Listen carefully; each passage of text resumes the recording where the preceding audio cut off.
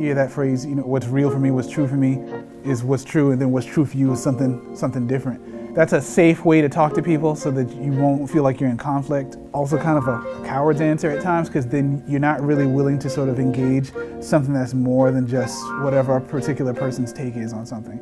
I would contend that there is truth. It's all a result of something that's actually been creatively put together. I feel like the question is oftentimes, what is ultimately in control of everything? Is that something that I need to contend with? Is that something that I don't need to contend with? I feel like that's always the layer that's under that.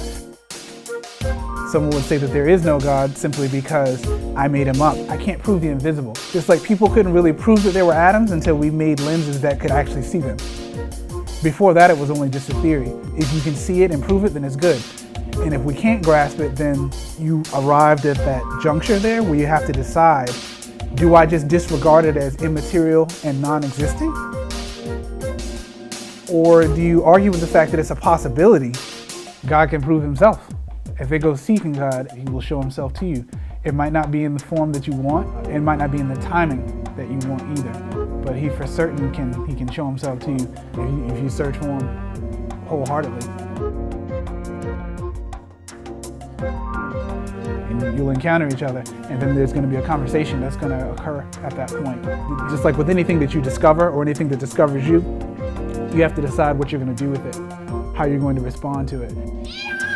Just like if you were driving on a mountain road and then you finally come around and you catch that peak and the sunrise and you can see the valley.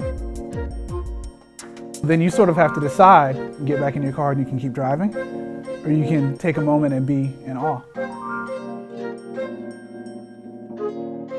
don't want to cut it like where it's uneven. You know Julian, look right at the camera real quick. Looking at the camera. And just don't talk. Okay.